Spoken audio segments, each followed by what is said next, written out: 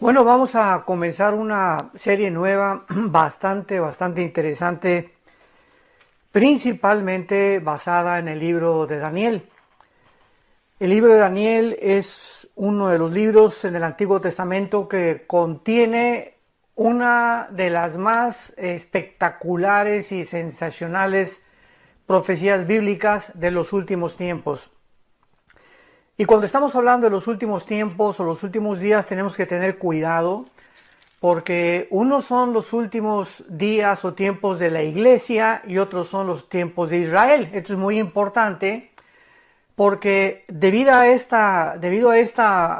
error y a esta equivocación de interpretación hermenéutica, teológica, bíblicamente, se ha dado el discurso equivocado acerca de que pues hay muchas profecías de que ya pertenecieron al pasado y que estas profecías ya se cumplieron, etcétera, etcétera.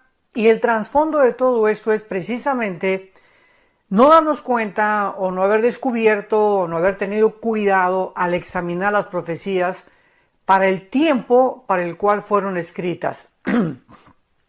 Entonces decir, por ejemplo, que pues Mateo 24 ya se cumplió en el pasado, lo cual es parcialmente verdad, porque Mateo 24 encontramos a Cristo dando las señales de los últimos tiempos y dando las señales de la aproximación que iba a continuar sucediendo después de su muerte, como fue la invasión del gobierno romano por el general Tito en el año 70 después de Cristo. Entraron y Cristo lo profetizó. No quedará piedra sobre piedra, se cumplió en Mateo 24, y más adelante Cristo también da otras señales que se van a cumplir al final. Entonces tenemos que tener mucho cuidado en la forma en la que nosotros podemos interpretar o tratar sin tomar en cuenta las demás partes de la Biblia, darle un significado o darle un simbolismo completamente equivocado. Y lo mismo pasa con el libro de Apocalipsis. El libro de Apocalipsis es un libro que está escrito, ¿verdad?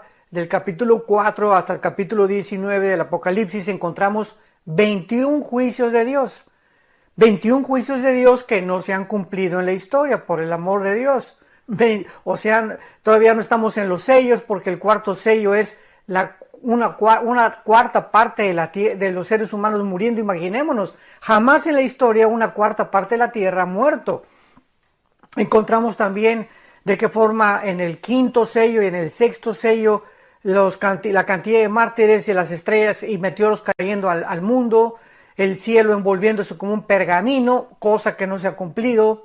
En el capítulo 9 del Apocalipsis abriéndose el abismo donde todos los demonios van a salir, cosa que no se ha cumplido. Entonces es absurdo, es ridículo poder tratar de decir que el Apocalipsis ya se cumplió, porque repito, son 21 juicios, son 7 sellos, 7 trompetas y 7 copas que aún no han tenido su cumplimiento profético, mucho menos las bodas del Cordero, ni tampoco la segunda venida de Jesucristo físicamente para establecer un reino físico, literalmente hablando, aquí en el mundo, durante el cual Él cumplirá la promesa a Abraham, Isaac y Jacob, a Salomón y a David, de que vendría un reino mesiánico al final de los tiempos.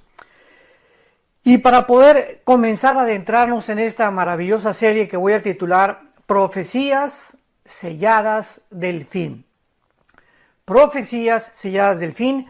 Y me voy a basar específicamente en el capítulo 12 del libro de Daniel, donde este capítulo 12 es la culminación de visiones que Daniel tuvo a través de ángeles. El mismo Jesucristo se apareció en el Antiguo Testamento, se le llama el ángel de Jehová. En el caso del libro de Daniel se le apareció como un ángel vestido de lino. Lo vamos a ver por qué podemos deducir que era una teofanía o una aparición de Dios en la persona humana. Y vamos a encontrar en el capítulo 12 de Daniel principalmente los últimos 7 años de la tribulación. O sea, el cumplimiento de lo que en el capítulo 9 el ángel le dio a Daniel como las 70 semanas de Daniel. Las 70 semanas que sabemos que eran semanas de años, no eran semanas de días. En otras palabras, si eran semanas de años, porque los judíos tenían semanas de días y de años, son 490 años. Y vemos en el capítulo 12 de qué forma la tribulación se levanta, el arcángel Miguel peleando en tiempos de angustia contra todas las huestes satánicas, cosa que lo corrobora el apóstol Juan en Apocalipsis. Y vamos a ir comparando escritura con escritura para que tengamos claramente un curso profético a través del cual podamos seguir bíblicamente sin temor alguno de poder desviarnos ni a la izquierda ni a la derecha.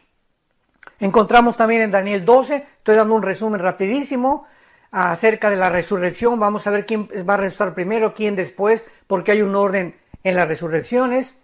Y encontramos también en Daniel 12 el tiempo en que Jesucristo le dice a los ángeles para que le digan a Daniel cuánto tiempo durará la tribulación, cuándo culminará la persecución y el tiempo de la ira de Dios.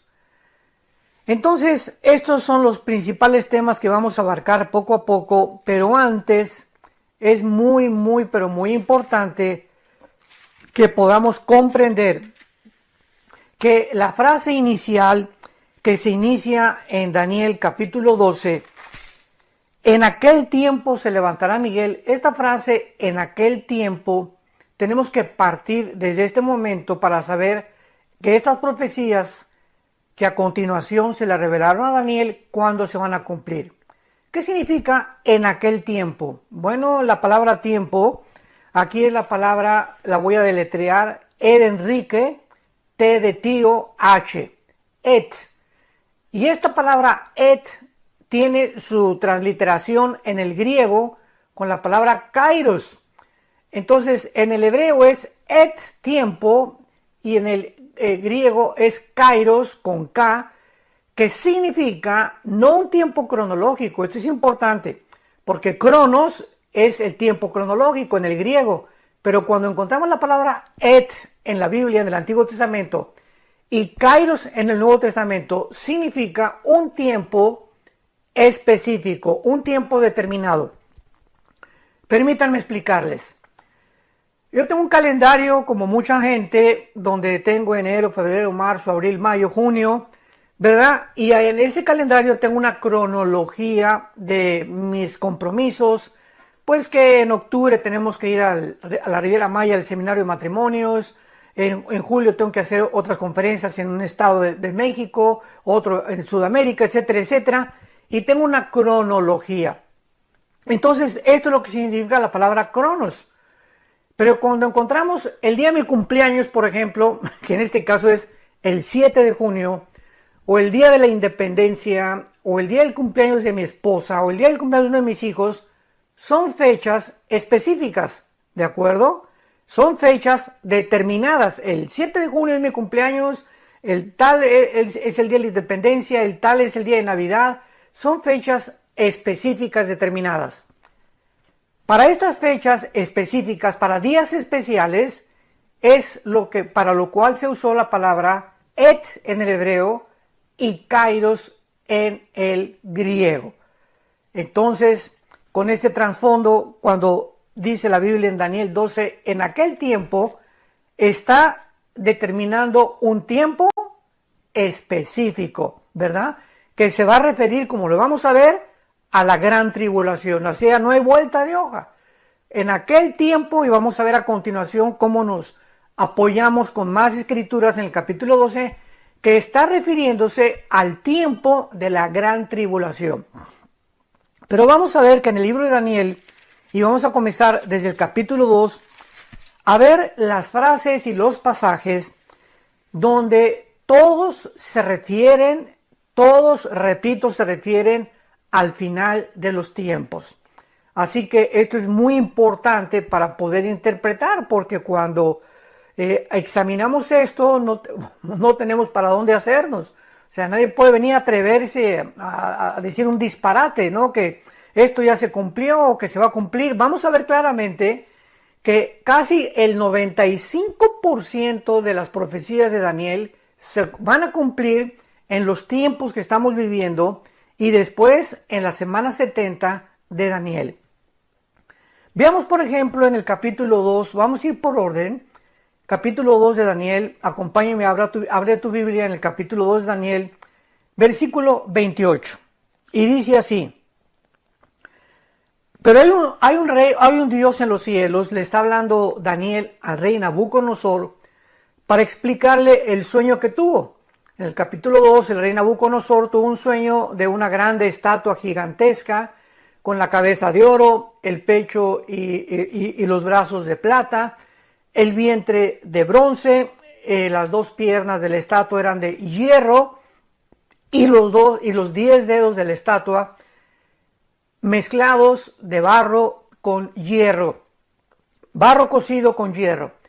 Y pues Nabucodonosor no sabía de qué se trataba, entonces mandó traer a los astrólogos y a los brujos, a todos los espiritistas, ¿verdad?, ocultistas del reino, porque a través de todos los siglos descubrimos en la historia que el mayor porcentaje de estadistas y de gobernantes han consultado que la bola de cristal, tienen a sus brujos, tienen a sus astrólogos, porque desean de alguna manera saber qué les depara el futuro. Y Nabucodonosor no fue la excepción. Entonces Daniel ora a Dios y Dios le revela la interpretación de lo que significaba esta estatua para el rey. No nos vamos a detener en eso, pero nada más en el versículo 28, que es lo que nos atañe en este estudio, Daniel le dice al rey: pero hay un Dios en los cielos, el cual revela los misterios. Y él ha hecho saber al rey Nabucodonosor, escuchemos con mucha atención, lo que ha de acontecer o suceder en los postreros días.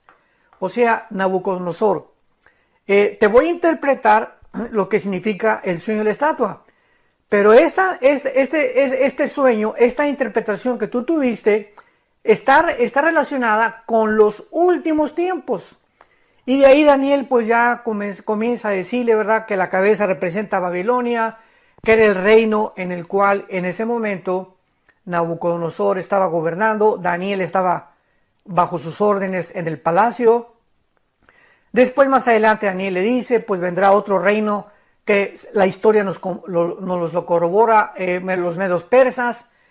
Después dice Daniel un tercer reino, los griegos, que Alejandro el Magno derrotó al imperio medo persa. Y después el cuarto reino que sabemos, también por la historia, que fue el imperio romano. Entonces es muy claro, ¿verdad?, que se cumplió la estatua, se cumplió la cabeza de la estatua, porque Babilonia cayó, los medos persas cayeron, el imperio griego cayó, el imperio romano cayó, y las dos piernas que representan Roma cayó también. Y vemos que, ¿por qué está relacionado con los últimos tiempos? Porque esto es muy importante, los 10 dedos de la estatua del rey Nabucodonosor representan, lo vamos a ver a continuación, representan la última forma de gobierno mundial que existirá antes, esto es muy importante, antes de que Jesucristo regrese a reinar al mundo y establecer su reino mesiánico o su reino de 1000 años. Entonces, antes de que Cristo venga, esto es importantísimo, tenemos la seguridad, la absoluta seguridad, de que se va a formar una coalición de 10 naciones representadas por los 10 dedos de la estatua de Nabucodonosor, y en el Nuevo Testamento están representados por 10 cuernos, que nos vamos a ir después para allá. Entonces, esta es la razón por la cual Daniel le dijo al rey: este sueño que tú tienes, Dios te ha dicho lo que ha de acontecer en los postreros días. Y aquí la palabra postrero, que también es muy importante, es la palabra hebrea acharit, así como suena con ch, acharit, que siempre se usa para la frase los últimos tiempos. Así que tampoco hay vuelta de hoja, porque en el lenguaje hebreo no nos da lugar a otra interpretación paralela o para poder decir que son profecías que ya se cumplieron. Ahora veamos en el versículo 44 y 45 del capítulo 2 de Daniel. Seguimos en el capítulo 2, versículo 44 y 45, que entonces ya Daniel le explica finalmente a el rey Nabucodonosor la interpretación de los 10 dedos. Y dice así: y en los días de estos reyes, o sea, de los 10 dedos, de acuerdo al versículo 42, que son los 10 dedos de la estatua, en los días de estos 10 reyes, el Dios del cielo levantará un reino que no será jamás destruido.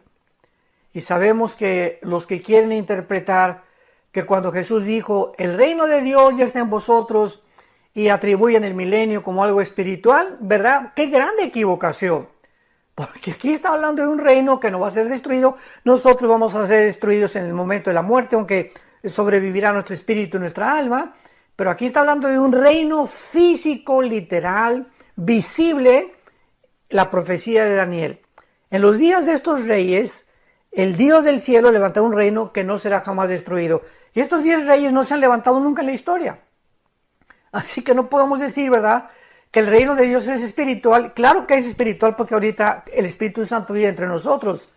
Pero decir que ese reino milenial y tratar de interpretarlo espiritualmente, decir que es espiritual, que porque ya el reino de Dios está entre nosotros, es absurdo, es un disparate. Porque tenemos que distinguir entre el reino espiritual, que ya está dentro de cada persona que tiene a Cristo, pero la Biblia nos confirma, nos profetiza, nos enseña que va a haber un reino físico, visible, literal, donde Cristo bajará en la segunda venida a establecerlo durante 1000 años. Que lo explica ya también Isaías 65, Isaías 11, Isaías 66, Zacarías 12, Zacarías 14 y Apocalipsis 17, 21 y 22. Entonces, tenemos que juntar todas estas profecías y unirlas. Yo les dije alguna vez que yo comparaba las profecías bíblicas con las neuronas del cerebro. ¿En qué sentido? Nuestras neuronas son partículas microscópicas eléctricas, que tenemos billones de neuronas en el cerebro.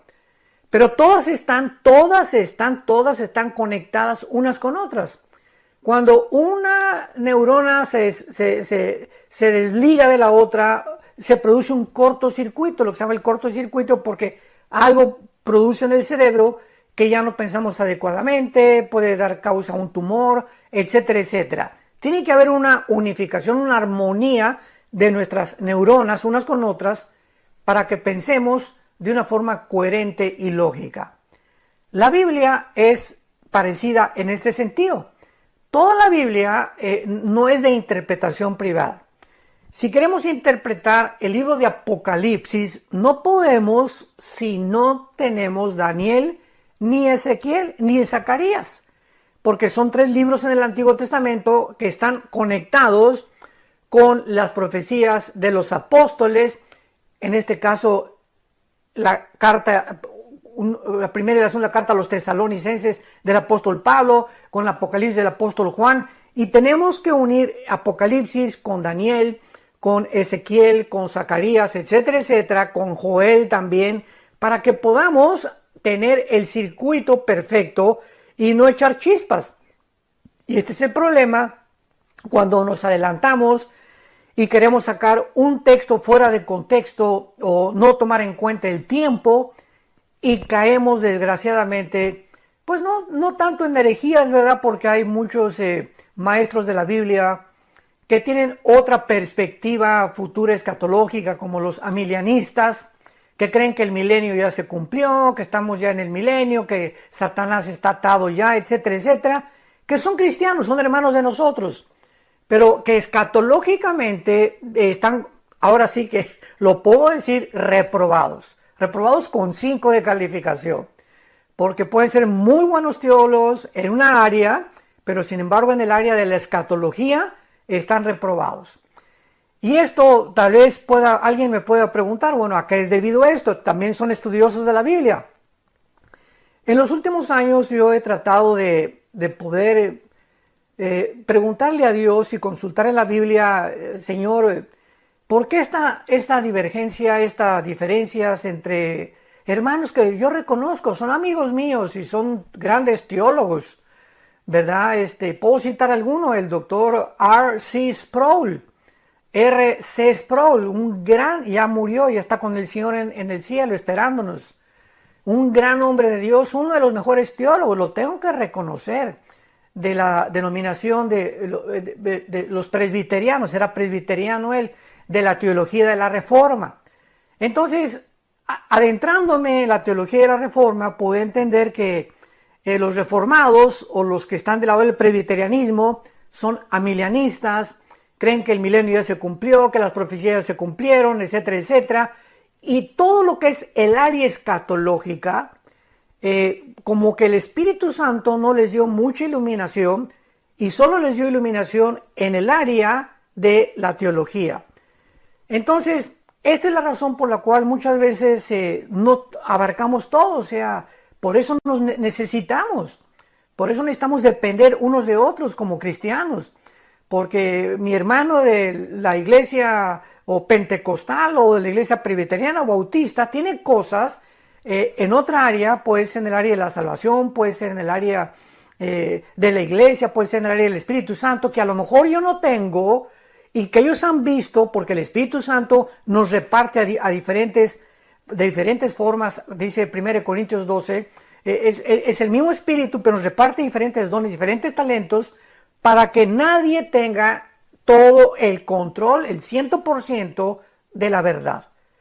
O sea, el día que alguien diga, pues yo tengo todo el 100% de la verdad de la Biblia, ¿verdad? Pues sería un falso maestro. Porque el único que tiene el 100% de la verdad es Jesucristo, el Hijo de Dios, y el Padre y el Espíritu Santo. Ellos son los únicos. Mientras tanto, nosotros, dice el apóstol Pablo en 1 Corintios 13, conocemos en parte. Y muchas veces lo que conocemos, no lo conocemos como lo deberíamos de conocer. Por eso debemos ser humildes, debemos estar abiertos para poder examinar, escudriñar, orar las Escrituras, y depende del área en la que Dios nos haya llamado para predicar y compartir, pues hacernos, ¿verdad? Si no expertos, por lo menos conocedores profundos del área en la que sentimos que Dios nos ha hablado. Y finalmente, para acabar con esto, para poder explicarlo ya mejor, tenemos también al doctor Billy Graham. El doctor Billy Graham, yo tuve el privilegio de pasar muchos días con él, tanto en Holanda, en Ámsterdam, como en su casa en Montreal, como también en México, en Acapulco, el puerto de Acapulco. Cuando él fue unas vacaciones, tuve el privilegio, mi hermano Alejandro y yo, de estar con él 3 días en su bungalow. Eso fue algo para mí impactante. ¿Y por qué lo pongo de ejemplo? Porque él fue un hombre que nada más predicó el evangelio de la gracia de Dios. Era un evangelista. Él mismo lo dijo, yo no soy teólogo, no soy escatólogo, soy evangelista. Fue el don que Dios le dio. Y oímos sus mensajes desde los años 47, 48, que él comenzó la revolución en la ciudad de Los Ángeles con los primeros mensajes evangelísticos, hasta que se murió. O escucha sus mensajes, lo único que predicaba era a Jesucristo. El plan de salvación y el evangelio de la gracia de Dios. Era todo lo que predicaba. Nunca se metió que Ezequiel y que estudiar las profecías, ni el Apocalipsis, ¿verdad? Aunque sacaba pasajes de cada libro, desde luego, para predicar. Pero fue un hombre que Dios lo llamó a ser evangelista. Otro ejemplo rápidamente es Luis Palau, el doctor Luis Palau, que también ya partió con el Señor.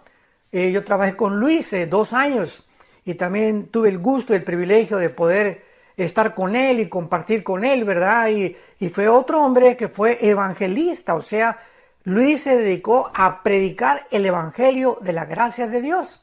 Nunca se metió en otras ambigüedades ni en otras cosas de la Biblia, porque él también lo dijo, este es mi llamado. Entonces, con esto quiero decirles que todos tenemos un llamado. En el caso mío, de mi primer mensaje, me río todavía, y cuando lo comento mucha gente se ríe también. El primer mensaje que yo prediqué cuando yo me convertí, ¿cuál creen ustedes que fue el título? Y pues yo pienso que desde ahí ya Dios me estaba llamando para el área, aunque he recorrido como he sido misionero, evangelista durante un tiempo, pastor y maestro, pero el área más fuerte en la que Dios me ha llamado es en la escatología y en la apologética, que es la defensa de la fe. Y mi primer mensaje se tituló La Gran Tribulación. Mi primer mensaje que prediqué fue acerca de la Gran Tribulación. Imaginémonos nada más, me metí desde que me convertí al libro del Apocalipsis. Fue una pasión y ahora sé que pues Dios me estaba llamando a eso y a eso he tratado de especializarme cada vez más, profundizarme cada vez más, porque siento que eso es mi llamado. Y esta es la razón por la cual dedico mucho más de mis conferencias y mis estudios a el área de las profecías bíblicas.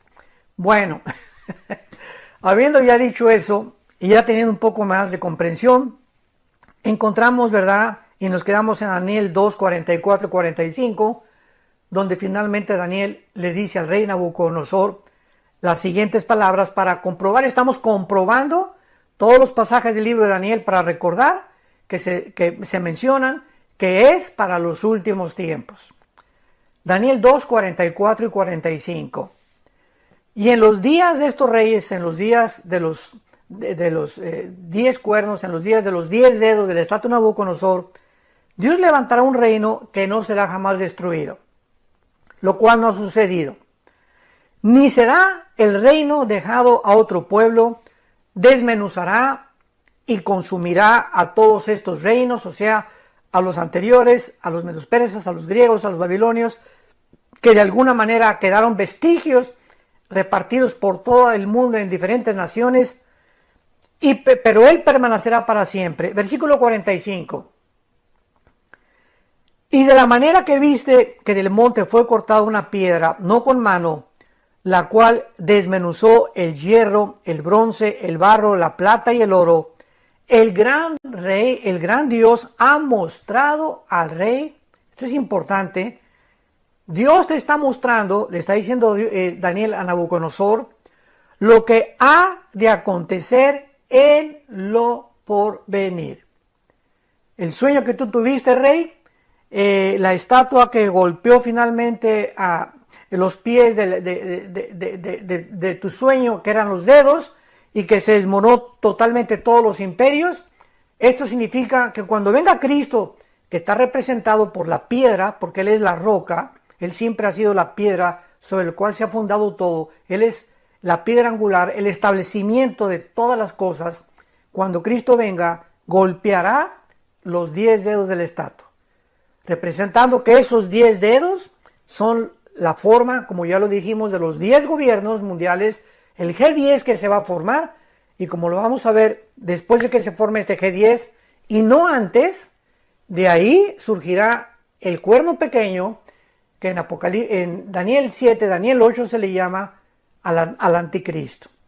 Entonces, en los días de estos reyes, Dios levantará un reino y te ha mostrado lo que ha de acontecer en lo porvenir.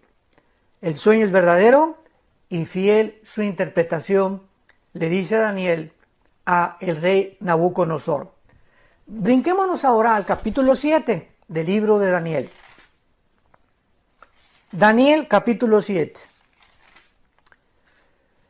Versículos del 15 al 18.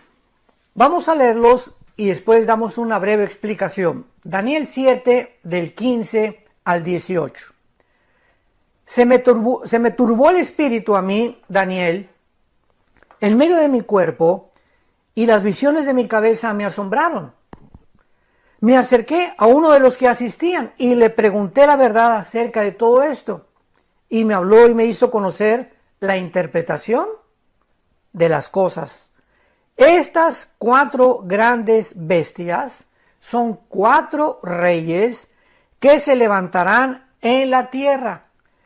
Después, después de estos imperios, recibirán el reino los santos del Altísimo después, inmediatamente después, los santos del Altísimo, y poseerán el reino hasta el siglo eternamente y para siempre. En el capítulo 7 del libro de Daniel, él vio, este profeta maravilloso, vio, ¿verdad?, 4 bestias, que son exactamente la representación de los 4 imperios del sueño del rey Nabucodonosor.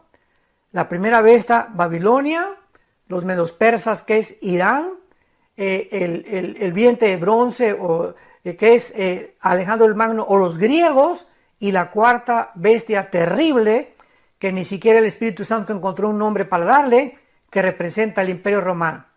Y aquí en el capítulo 7 vemos cómo el Espíritu Santo va reduciendo el espacio para que veamos hasta el capítulo 12 cómo llega a concentrarse en el anticristo. O sea, poco a poco en el libro de Daniel el Espíritu Santo va achicando, va acortando los imperios conforme se van a ir modelando hasta culminar con el final imperio, que en Apocalipsis 17 es el octavo que es el anticristo.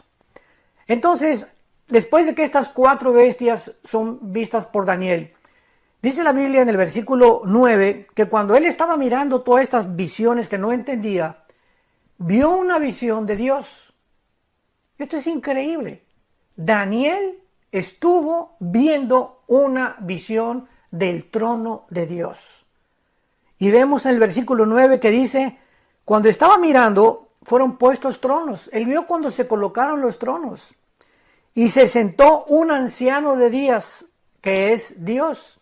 Así se le llama muchas veces, no porque esté viejito, simplemente es un título para que lo entendamos nosotros, que significa su eternidad. El anciano de días, o sea, la eternidad de Dios.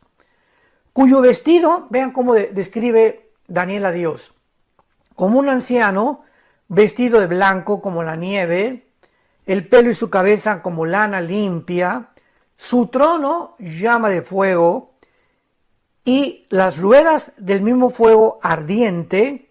Un río procedía de fuego y salía de delante de él, y millares de millares en el hebreo es millones de millones le servían delante de él.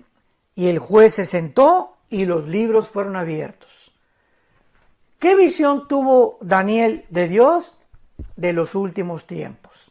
Porque vemos hasta Apocalipsis capítulo 20, versículo 11 al 15, cuando los libros fueron abiertos. O sea, lo que vio Daniel 600 años antes que el apóstol Juan en el Apocalipsis, los dos coinciden perfectamente bien. Y así sabemos que la visión que tuvo Daniel se está refiriendo a los últimos días. ¿Y qué es lo que en el capítulo 20 de Apocalipsis, versículo 11 al 15, vemos? El juicio del gran trono blanco.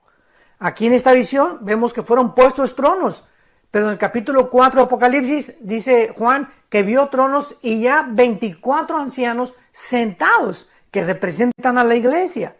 Y en el capítulo 20 de Apocalipsis encontramos que fueron abiertos los libros, y esto es cuando se han abierto los libros, es porque Dios está ya listo para juzgar a la humanidad. ¿Cuándo será esto? Al final del reino milenial, del reino mesiánico o del milenio. ¿Y cómo lo sabemos? Porque en Apocalipsis 20, 11 en adelante dice, y la tierra desapareció delante del trono de Dios.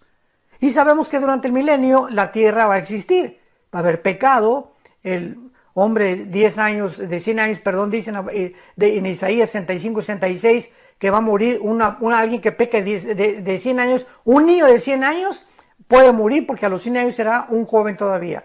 Va a haber rebelión al final del milenio, Apocalipsis 20, y hasta que el juicio sea llevado a cabo, que es el juicio de los incrédulos, el juicio del gran trono blanco, Apocalipsis 20, del 11 al 15, después de este juicio serán creados los cielos nuevos y la nueva tierra, donde ya no habrá dolor, donde no habrá tristeza, donde no habrá muerte, porque en el milenio habrá muerte, y donde estaremos ya en el estado perfecto por toda la eternidad. Apocalipsis 21, y Apocalipsis 22, la eternidad.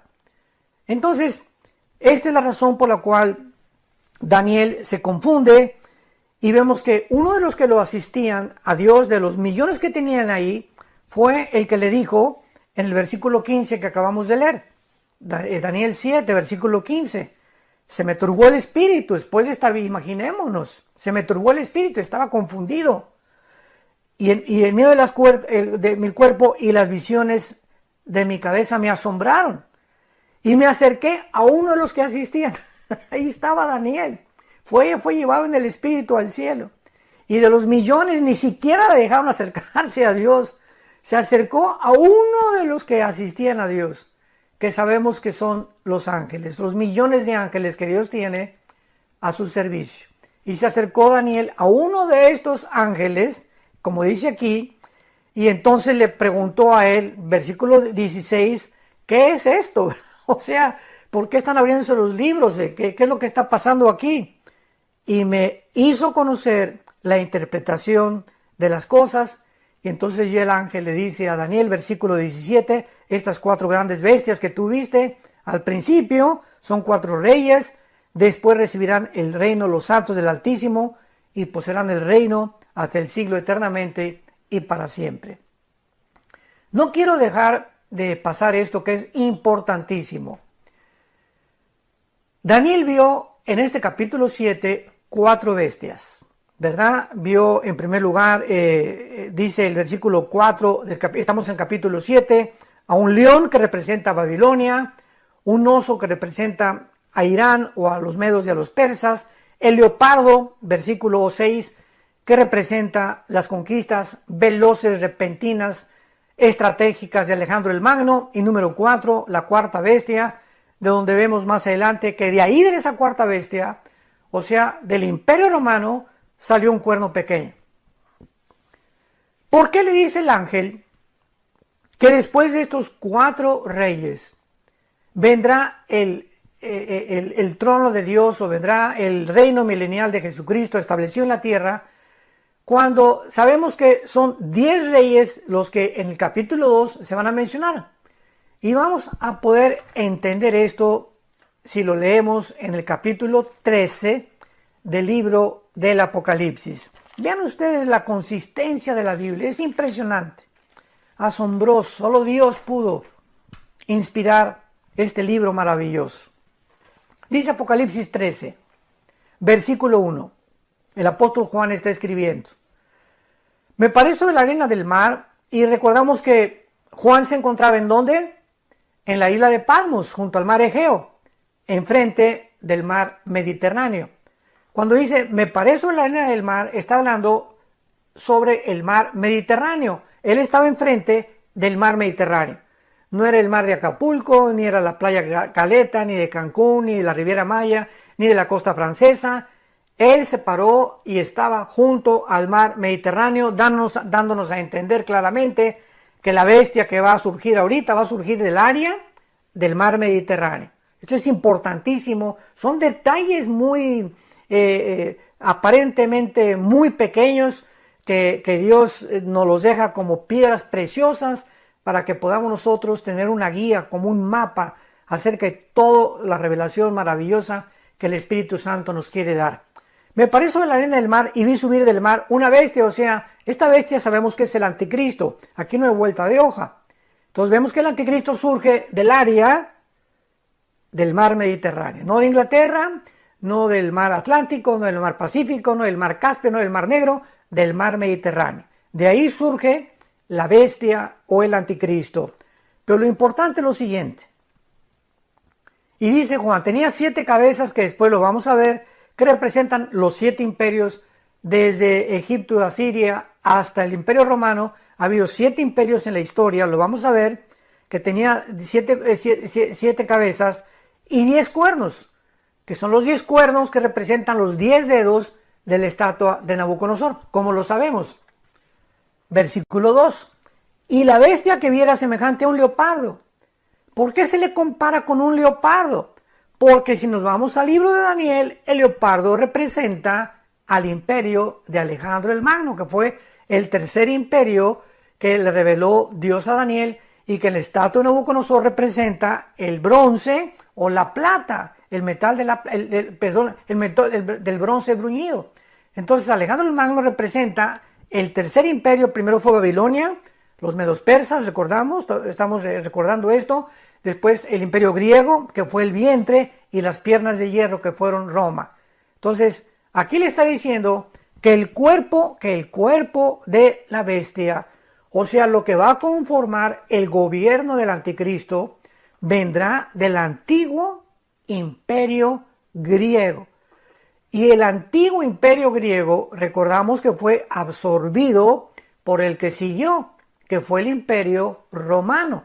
Entonces vemos que el gobierno del anticristo va a estar conformado de 10 naciones que hayan surgido o que hayan formado parte del antiguo imperio romano, y entre estas fue Grecia.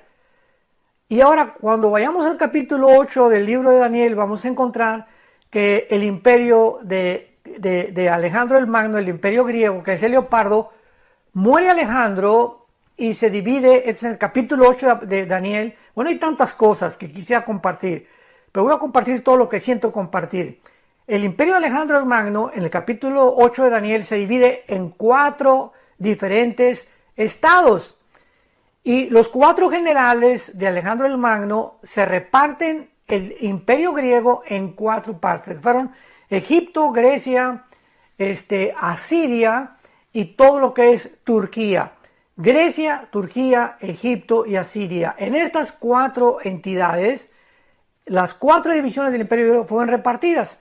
Y en el capítulo 8 de Daniel dice que de una de ellas, ¿verdad?, surgirá el anticristo. Que me adelanto para decirles que fue Asiria. Por eso al anticristo se le llama en el capítulo 10 de Isaías, en el capítulo 31, en fin, el asirio. Porque de esa parte del Medio Oriente surgirá la persona del anticristo. No va a surgir de Roma, ni de París, ni tampoco de España, ni de México, ni de Estados Unidos. El anticristo surge bíblicamente de una de las divisiones del imperio griego, que fueron 4, repito, y que en este caso quedó Asiria. Después de estudiar Daniel 8 lo podemos ver. Entonces vemos que el cuerpo de la bestia, capítulo 2, estamos en el capítulo 13 de Apocalipsis, tenía la forma de un leopardo. O sea, parte de Egipto, parte de Asiria, parte de Turquía formarán parte o serán naciones que ya nos adelantamos que formarán parte del G10.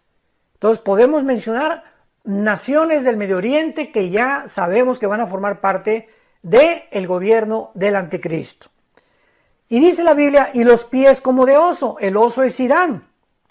En el capítulo 7 del libro de Daniel, el oso representa a el segundo imperio mundial en la estatua de Nabucodonosor, que es Irán, que es el pecho, ¿verdad?, de plata. Oro Babilonia y la plata Irán, el bronce Grecia, Alejandro el Magno.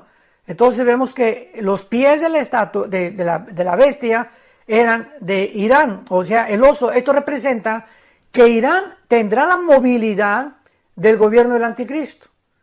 Y esto es interesantísimo porque sabemos que ahorita una de las más grandes, si unimos ya los cabos con los acontecimientos mundiales, sabemos que Irán está ahorita amenazando el Medio Oriente y está tratando de atacar a Israel, y es respaldado ya por Rusia y por China también y por Turquía. Increíble que Turquía representa, ¿verdad?, en el Antiguo Testamento a Togarma, y lo vamos a ver después en Ezequiel capítulo 38.